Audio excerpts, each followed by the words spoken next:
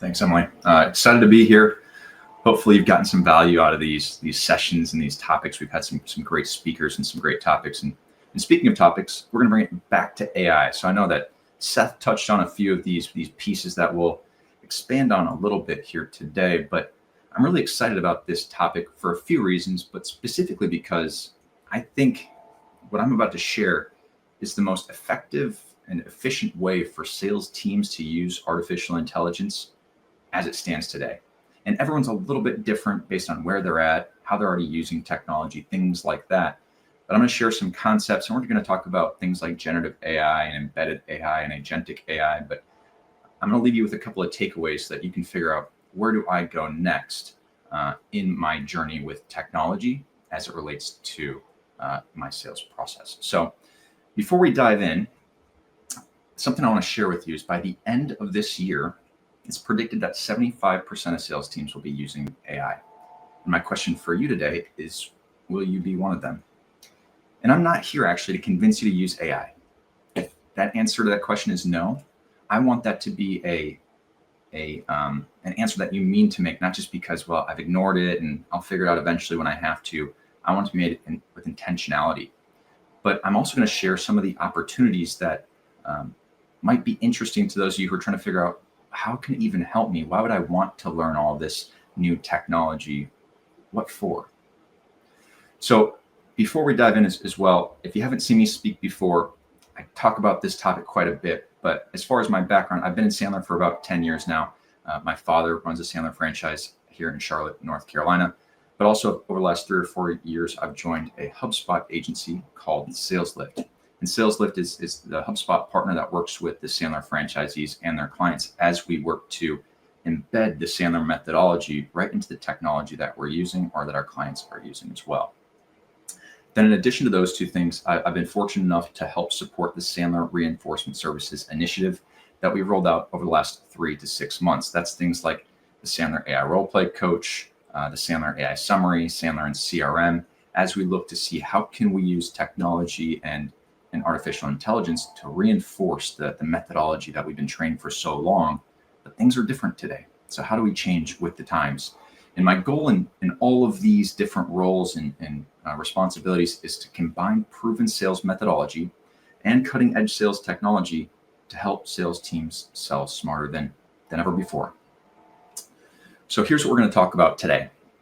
I'm going to talk about the seller's dilemma. Seth touched a lot on some of the things that we're going to talk about and give some great data and insights to understand what's really going on. So we're going to dive into that and talk about why I think it is such a dilemma. Then we'll talk about conversational intelligence and the importance of being able to take your conversations and capture the insights and information that's hiding right in those conversations.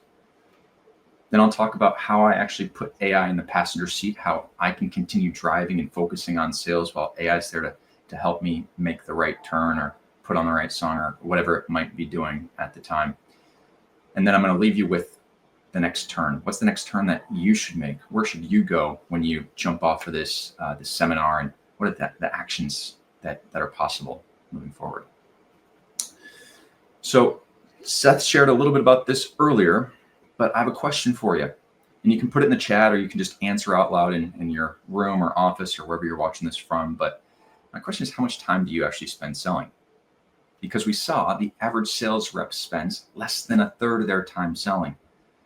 And it's not because they're lazy or because they're distracted, but there's so much going on in the world of sales when we really break it down that sales reps don't have enough time to do the thing that they're really here to do, which is build those relationships, build trust, close deals.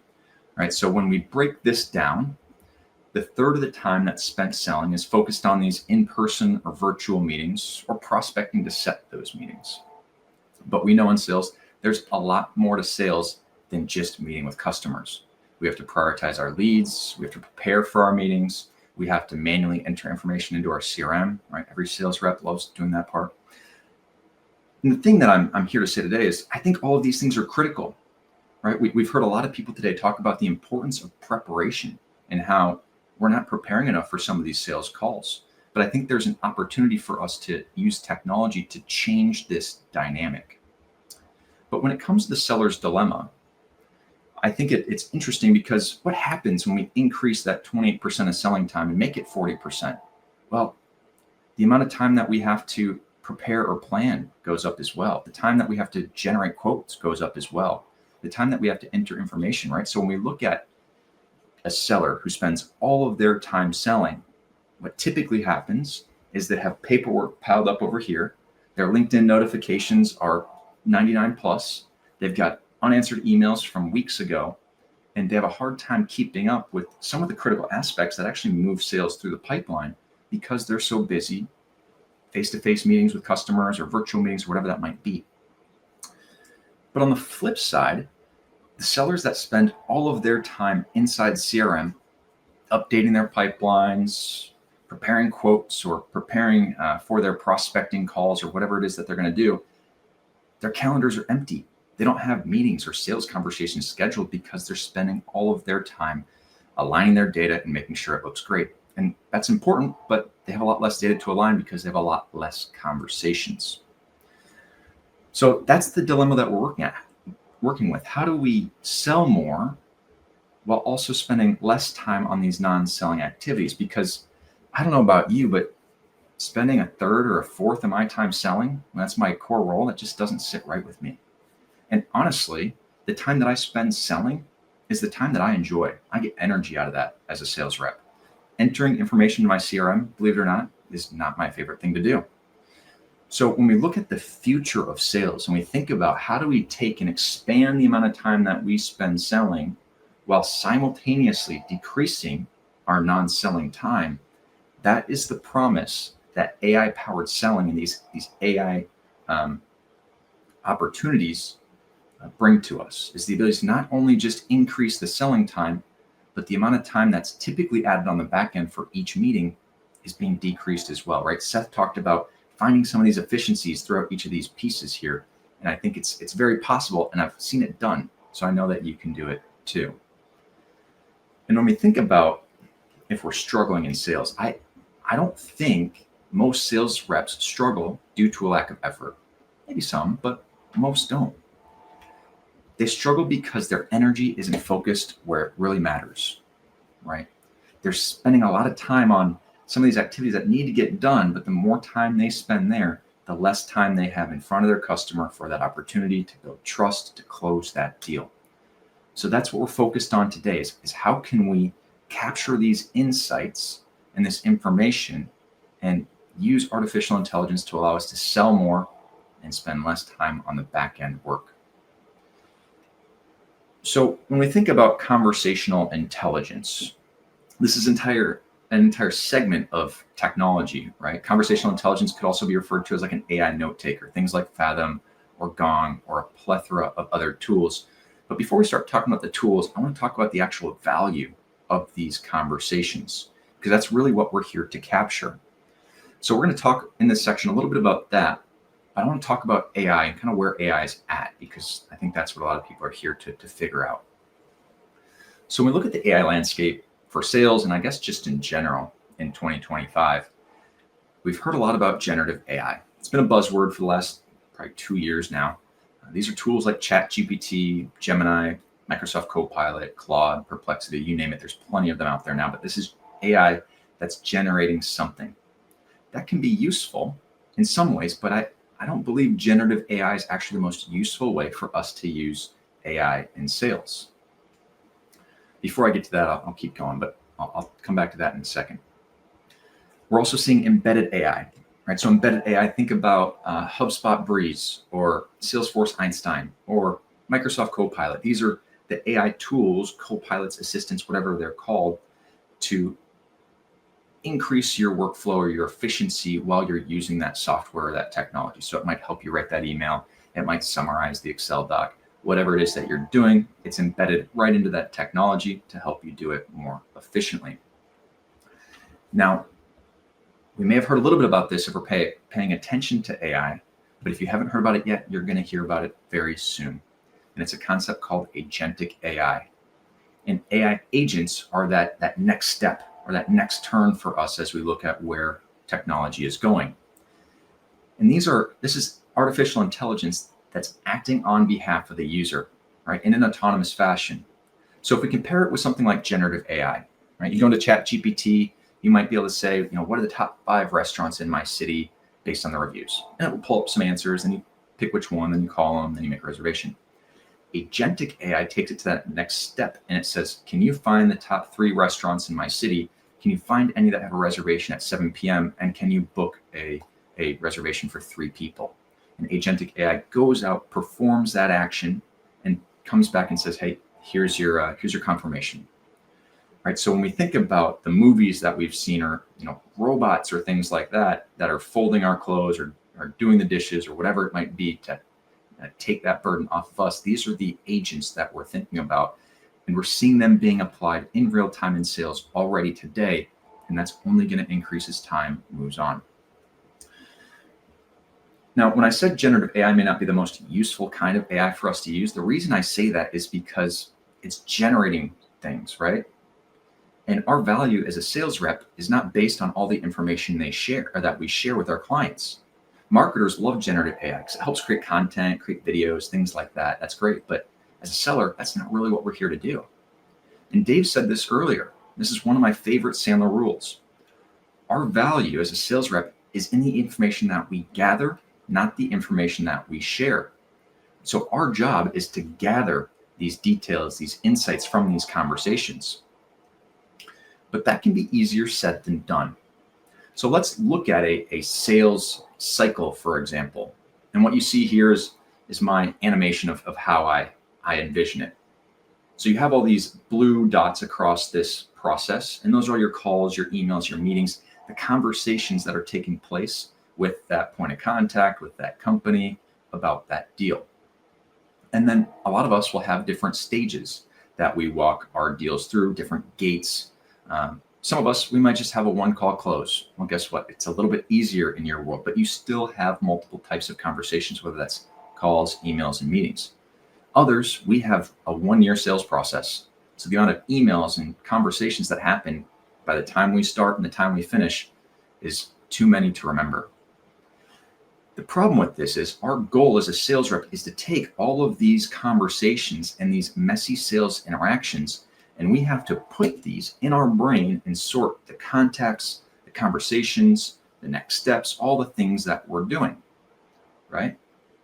Now, over the last 10 or 20 years, we've gotten to use technology to help us do this, to back up our brain, or theoretically create a second brain. But where this started, beyond the Rolodex, is people started using their contacts on their phone, right? You just put the contact in the notes, you put the spouse's name, how many kids they have, any important details, so that when you have a conversation next, you have that second brain or that contact profile to fall back to. The next step was CRM, right? Or sales technology databases that are capturing all these conversations, or at the very least, capturing the contacts and the people that we're talking to. And that's helped tremendously as we look at how sales reps are using technology to capture these conversations, remember these insights, and use them to help us win more opportunities. But today, what we're looking at is the opportunity to now power this second brain, or this CRM that we've built, or database, or whatever it is that you have, with artificial intelligence. And the opportunity of that is massive, because what it can do is it can turn all of these messy sales interactions into insights, and we can understand and summarize the pains, investment, or decision-making process across multiple conversations for a deal. We can look at specific contacts or companies and figure out what are the next steps or the clear future commitments that we've made based on the last conversation that we had. Or we can understand common buyer challenges and behaviors across an account, across an industry, across a discovery call, so we can understand what are the top challenges or objections that we get in a discovery session, so we have structured answers to respond to those. And what we're doing here effectively by building this second brain and powering it with AI is we're taking these unstructured conversations and we're turning it into structured insights. And the reason that's so important is because we'll get clear sales signals that can help us drive deals forward. So how do we do this? Because I just said these calls and conversations are coming in across different channels: email, phone calls, meetings. And in order for us to use these AI agents that I was talking about a second ago, we need to be able to train this second brain to be as knowledgeable as possible about our deals, about our accounts, about the conversations that we're having. So how do we go about doing that? And the reason this is so critical is, think about it. If your CRM for your deal has the amount of the deal, maybe you put a note in there that says, called on 10:15, had good convo, we'll talk next week. And maybe one more note. What's your agent supposed to do with that information? It's not going to know what's happening or what it should do as a follow-up step or what should happen next. And the importance of this is critical, because every conversation that you have today could be context that your AI agents will use tomorrow. This is training data to make us more effective when we start to deploy AI in more avenues, that it's trained on our information, on our conversations, on our customers. So it's smarter than maybe we have possibility today if we don't have that conversational data. So how do we actually go about putting AI in the passenger seat? And I'm going to show you how I let AI ride shotgun on my sales conversations. And if we look at the types of sales conversations I'm having, I'm doing them across all these channels as well. Now, my second brain personally is HubSpot. And something that I think was important that Seth said earlier is, you may already have the tech stack that you need to capture these insights. We may just need to help restructure it or reformat or retrain on how to use these things. And the CRM is the first place to start.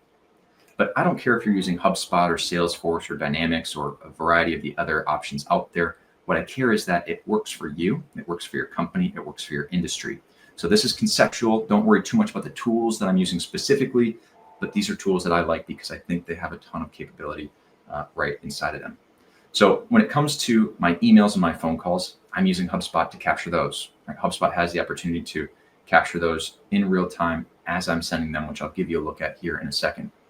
And then when it comes to my sales conversations and my meetings, I'm using a tool called Fathom, which is an AI note taker or conversational intelligence tool that captures my insights, summarizes them, and then trains that brain. So looking at emails, what does this really look like? Well, when I'm inside of Outlook, I'm sending an email just like I normally would in the past. The only difference is I've now integrated HubSpot. So now HubSpot lives in my Outlook. And when I go to send an email, you can see on that right-hand panel there, it's tracking and logging that email. It's going to tell me if there's been any clicks or any opens. I can pull in any of my documents or my templates or other information. I can see the contacts profile right there. So now I haven't done anything different compared to how I used to sell. I'd send emails through Outlook all day long, but now they're automatically tracked and logged. So those conversations are feeding that second brain. Now, when it comes to phone calls, similarly but different, HubSpot has an app on the phone. So instead of opening my contacts app on my phone, I open the HubSpot app. I find the contact, I make the phone call. And when I make that phone call, the conversation is captured. It can be recorded and transcribed and summarized. And the beauty of this is, well, there's a couple really cool pieces here. If we're team selling, now our colleague or the person that we're on a team with doesn't have to listen to the whole 18-minute conversation to understand what was talked about. They can read a 5-10 sentence summary and see what the next steps are.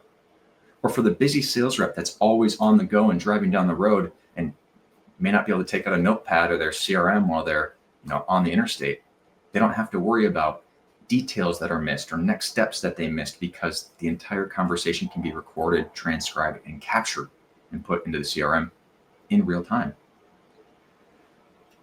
And then when it comes to our meetings, these are arguably the most important conversations that we're having. This is where we're uncovering a lot of the pain information or their investment criteria or their decision-making process, and really trying to understand what's the solution that we're going to build for them. And if you're not familiar with Fathom, again, it's an AI note taker, and it looks something like this on your virtual calls. It just jumps in as an extra box on the screen, and it tells people that it's recording and taking notes, so there's full visibility there. Now, as a best practice, I use an upfront contract to let people know if I'm going to record the conversation, and I haven't had many issues with it. I know industries can vary, but as a best practice, I'd always recommend just saying, hey, I'm going to have an AI note taker with me to help me capture these insights and follow up on the conversation. If you want it to just be humans, let me know and I can kick it out of here. But what's exciting is not using Fathom. What's exciting is what happens after I get off a call with Fathom. Because when I'm done with that call or that conversation, the screen and the insights that I see are extremely useful as I go to set that next meeting, as I go to continue the sales conversation, as I go to refer back to the last meeting. In past conversations or past webinars or virtual events, I've walked through everything on this screen, and I'm not here to do that today. What I really want to focus on is this Sandler summary. So we've partnered with Fathom to build a Sandler summary for all premium users, which means you can summarize your call with bonding and rapport details, with the upfront contract details, with the pain information, and all the details that we like to capture here at Sandler. Now, the reason why that's important is because, like I mentioned earlier, Fathom's training my second brain. So inside of HubSpot, it lives right there. I can access any of that, and so can HubSpot. But more importantly, it's not just updating my notes. It's actually filling in properties on my deal. So let's say I had 5 calls with this contact or this prospect, and they've mentioned surface pains across all these calls. It's summarizing all of those surface pains and updating my CRM, again, in real time. And you can see down there at the bottom, it says automatically generated by Fathom. I didn't have to update this. It did it for me. So what's happened here? Well, I don't take notes anymore. Well, I take some notes, the chicken scratch I used to do, but I missed a lot of things when I used to take notes. And now I just capture some of the key insights that I really need. But I don't worry if I miss something because I know it's in my CRM. But the importance of this is now when I send a follow-up email, I'm using AI to help me send that follow-up email. When I schedule the next conversation, I'm using AI to help me remember when that next conversation needs to be. When I'm updating my CRM or updating my sales leadership, I'm using AI to help me build those reports. And it's not only happening faster, but the quality of the things that I'm doing is increasing because I have the data to do it. Now, when we look at how this all comes together, HubSpot and many other CRMs in the near future have the ability to summarize this entire deal record. So when I have every conversation feeding that brain, it knows exactly what's happened and exactly what should happen next. Now, for sales leaders, you can also get deal scores. And of course, reps will find a ton of value in this as well. But imagine yourself as a sales leader with hundreds of deals across your multiple reps. What if you had these insights on every single opportunity? What if you had these conversations to understand where things are at? How much more impactful could your coaching be when you don't need to run a deal update in your one-on-one because you've got the deal update information there?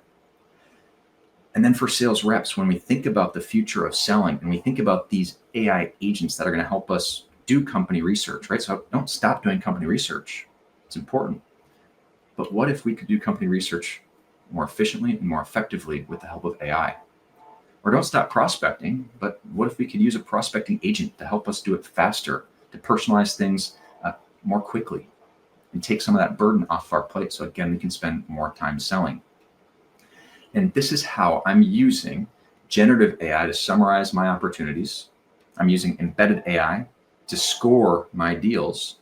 And I'm using agentic AI to help me prospect, to help me do customer research, to help me identify cross-sell and upsell opportunities. So again, I can focus on the most important thing for me, selling. And the whole time, AI is riding shotgun with me, helping categorize this information, feeding me the insights I need so I can stay focused on driving. And I've said this before and I'll say it again. I don't think sales reps hate their CRM. I just think they hate updating it. So what if they didn't have to? I don't anymore. But beyond that, what if their CRM actually helped them sell? What if it could actually take some of the burden off of them and make their lives as sales reps more enjoyable? That's the promise that we're looking at today. All right, the next turn. Where do we go from here? What's the next step for us to make? Well, something that I think is important to call out is right now, we're seeing something incredible before our eyes. And for the first time ever, we have the ability to 2x our output with the same level of input. Think about that, right? So the same amount of hours worked, the same amount of sales team members, and the potential to increase the amount of selling time with that same amount of resources. And we've never seen something like this before, especially in the world of sales. So when it comes to where you should go next, When we talk about sales technology, or really any technology, most folks implement it in a crawl, walk, run type of situation or dynamic. So I'll leave a couple things for you to think about depending on where you're at. If you're starting to crawl, the way I see that happening is you're implementing an effective sales process. And if you're here at the Sandler Sales Booster, chances are you probably know someone that can help you with some sales process. And then once you have that effective sales process, you want to build a CRM or a database, or at least have somewhere you can capture these insights. And the reason why I start here is, I've said this in the past, if you don't have a good sales process, if you have a sales process that's just delivering bad results, if you use AI alongside it, all you're doing is getting bad results faster. It's now an efficient but ineffective system. So make it effective first, and then use AI to make it efficient. Build the CRM, and then when we start to walk, this is when we start to look at these conversational intelligence tools, or these AI note takers. Maybe we're trying a couple things out, and the step after you try it out and find one that makes sense is connect it to your CRM. Start to feed that second brain, start to train that second brain, so that when the time comes for AI agents or whatever is around the corner, you have all the data and context that you need to power those tools. And then for those who are ready to run, they're using AI to summarize and score their deals, or they're already deploying AI agents from their CRM. And this is happening today. Now, not a lot of companies are at this point. If anything, I'd say it's a percentage that I could count on one hand. But at the end of the day, I think every opportunity has the potential to get to this point. It's not like this is just reserved for enterprise level clients that are spending millions of dollars on technology, and vice versa. It's not just for solopreneurs or small businesses that have one-person teams. The opportunity exists for everyone that has a sales team or a product to sell. So thinking about all of this, I know some people are like, oh man, I got a lot to learn. It's okay. A lot of this stuff is a little bit in the future, but when we think about ourselves as sales reps, or even as sales leaders, we need to think about what's the most important skill for us to have right now in the way that the world is working. In the past, the last 4 or 5 years, it's been things like resilience or grit, our ability to get back up after being knocked down. But today, the data shows a different story. The number one skill for a seller to have in 2025 is a skill called learning agility. Our ability to learn, adopt, adapt new strategies, new sales processes, new techniques, new technology. Our ability to increase our learning agility increases our chances at being successful in sales, because we know sales is changing. Everything's changing a little bit, and sales is not unique. So if you're a sales rep, your ability to learn and expand what you're able to do is critical in 2025. And if you're a sales leader, you need to look for this skill when you're doing hiring or when you're working with your current team. And how do you expand and reward this skill across your sales team? So with that, if you've got some value out of this, just know that in the spring for the March summit, the in-person summit, I'll be expanding on this topic and talking about how do you actually build that second brain. It's hard to get it all in 30 minutes, but hopefully if you got some value from this session, I'll see you in the spring at the in-person summit. Thank you.